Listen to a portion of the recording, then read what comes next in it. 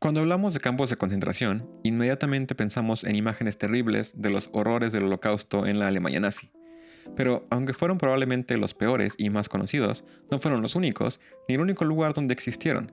Y lo que muchos no saben es que Estados Unidos también tuvo sus propios campos de concentración, aunque en una escala distinta, y con otro nombre. Durante la Segunda Guerra Mundial, más de 120.000 personas de ascendencia japonesa fueron forzadas a dejar sus hogares y trasladarse a estos campos, donde estuvieron encarceladas por hasta 3 años.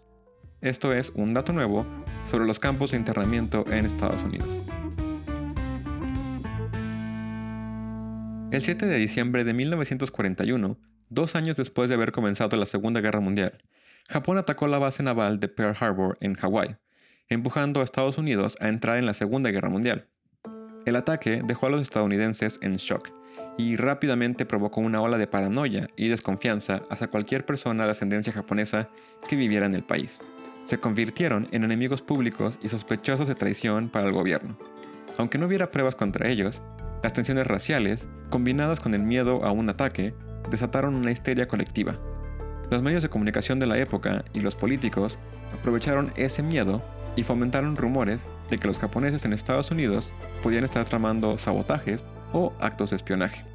Pero este rechazo a los japoneses no ocurrió de la noche a la mañana, sino que fue la culminación de décadas de racismo contra los asiáticos en Estados Unidos desde mucho antes de la guerra.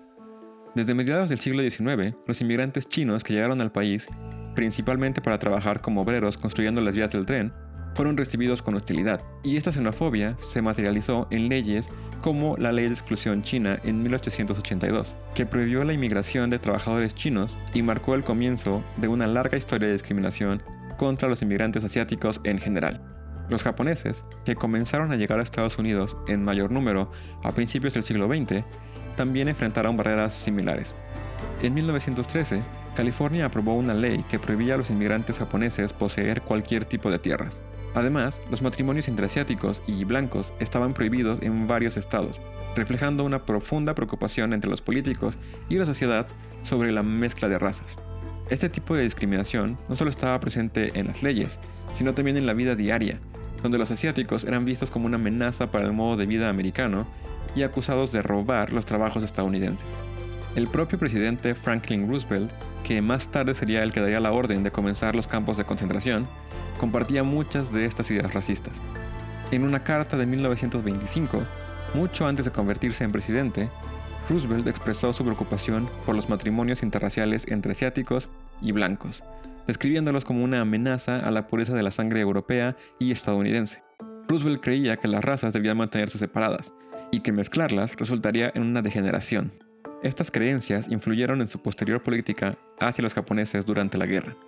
Aunque decía que las decisiones tomadas durante este periodo se basaban en consideraciones de seguridad nacional, la realidad es que el racismo fue un factor clave en la decisión de internar a miles de japoneses estadounidenses, incluso cuando no había evidencia alguna de deslealtad o sabotaje.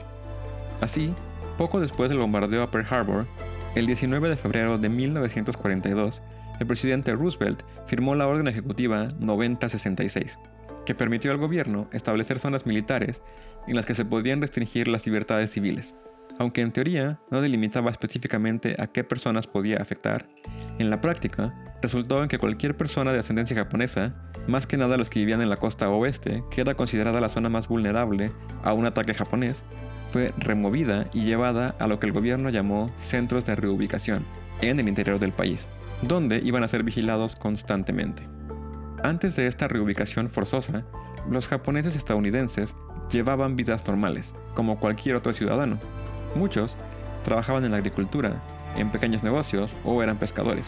Contribuían a sus comunidades y en muchos casos habían vivido en el país durante generaciones. Sin embargo, tras la firma de la Orden Ejecutiva 9066, se les dio un plazo de solo 6 días para vender sus propiedades, negocios y bienes, antes de que el ejército viniera por ellos para trasladarlos únicamente con lo que pudieran llevar en sus maletas. En la mayoría de los casos, la gente que tenía negocios y propiedades tuvo que vender todo a precios ridículamente bajos, ya que nadie estaba dispuesto a pagarles un precio justo sabiendo que estaban forzados a vender sí o sí. Más de 120.000 personas fueron encarceladas únicamente por ser de ascendencia japonesa, sin importar si eran inmigrantes o ciudadanos estadounidenses que no hubieran jamás estado en Japón. Bastaba con tener un mínimo de un 16avo de ascendencia japonesa para que el gobierno te considerara como una posible amenaza y tuvieras que ser enviado a estos campos de concentración.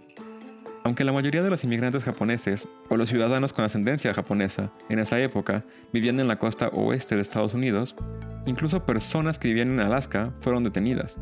Sin embargo, en Alaska no había campos de concentración, por lo que estas personas fueron forzadas a viajar largas distancias hasta los campos en la parte continental principal de Estados Unidos. El largo viaje y llegar a un lugar completamente distinto a su hogar aumentaron el sufrimiento de estas personas que ya habían perdido todo lo que tenían. Pero curiosamente, esta medida no se aplicó a los japoneses que vivían en Hawái, a pesar de que ese fue el territorio donde comenzó el ataque japonés. En ese momento, Hawái tenía una enorme población japonesa, y su economía dependía completamente de ellos, ya que eran ellos los que hacían el trabajo manual. Y los empresarios blancos estadounidenses lograron convencer al gobierno de que los japoneses de Hawái mantuvieran su libertad, porque sin ellos perderían gran parte de su inversión personal y de la economía de la zona. Las familias fueron enviadas a vivir en barracas que no estaban construidas con aislamiento para las temperaturas extremas del desierto o las montañas donde estaban ubicados la gran mayoría de los campamentos. Así que los veranos eran increíblemente calurosos y los inviernos increíblemente fríos. No había privacidad. Los baños y las duchas eran comunales y las barracas, donde vivían hasta 5 familias por cada una, estaban divididas solamente por cortinas. Estaban constantemente vigilados por militares, observados 24/7 desde torres de vigilancia y rodeados por alambre de púas. Y aquí, en lugares remotos, a mitad del desierto, estuvieron forzados a vivir durante años, teniendo que formar sus propias escuelas, enfermerías, iglesias y sociedad en general, alejados de todo lo que pasaba en el resto del mundo. El gobierno justificó estos campos como una medida de seguridad nacional, pero en realidad, gran parte de la motivación detrás de esta reubicación forzosa fue simplemente racismo y rumores infundados. De hecho, varias investigaciones posteriores realizadas por el mismo gobierno mostraron que la gente que organizó este programa de internamiento jamás tuvo evidencia de sabotaje o espionaje por parte de los japoneses estadounidenses. Pero incluso durante la época, esta decisión fue polémica y controvertida, y fue llevada a la corte múltiples veces por violar los derechos constitucionales de la gente. Por fin, a finales de 1944, la Corte Suprema de Estados Unidos dictaminó que debía liberarse a toda la gente que había sido apresada sin motivo, y poco a poco se fue liberando a todos los prisioneros, hasta que cerró el último campo en 1946. Y aunque por fin se le permitió a la gente volver a casa, la gran mayoría de ellos no tenía una casa a la cual volver, ni posesiones o trabajo. Incluso algunos de los que habían logrado mantener sus propiedades de alguna forma, en muchos casos llegaron a encontrarlas completamente destruidas, a manos de gente local que no los quería tener de vuelta, pues los seguía viendo como enemigos o traidores. Igual que le pasó a mucha gente italiana o alemana que vivía en Estados Unidos sin tener ninguna relación con los regímenes fascistas. Años después, y tras mucha presión de organizaciones humanitarias, en 1988, el Congreso de Estados Unidos emitió una disculpa formal y aprobó una ley para compensar a los sobrevivientes de los campos con $20,000 a cada uno, como una forma de reparación por la injusticia, y admitió textualmente que los campos de internamiento habían sido creados únicamente por racismo y paranoia. Para los japoneses estadounidenses, la Segunda Guerra Mundial fue una experiencia traumática que marcó a toda una generación y creó un sentimiento aún más grande de discriminación y racismo en su contra. La comunidad enfrentó la difícil tarea de reconstruir sus vidas después de los campos. Muchos nunca recuperaron sus propiedades ni negocios. Además, algunos sintieron una profunda vergüenza o culpa por haber sido tratados como enemigos en su propio país, y esto causó que se crearan comunidades muy reservadas de japoneses que solo convivían entre ellos. Sin embargo, también es notable que surgieron héroes y modelos a seguir en medio de esta adversidad. Uno de los ejemplos más notables fue el Batallón 442, una unidad compuesta exclusivamente por soldados japoneses estadounidenses, que lucharon en el frente europeo a pesar de que sus familias estaban siendo detenidas en estos campos. Ellos aún así decidieron luchar en nombre de Estados Unidos y defender lo que ellos consideraban su hogar.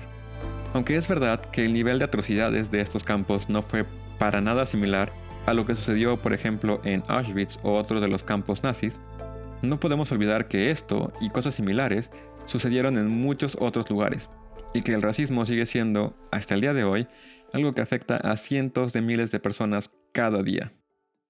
Eso es todo por hoy. Si les interesa este tipo de contenido de diferentes temas, no olviden suscribirse y sobre todo también darle like a este video para que sepa qué tipo de temas les gustan.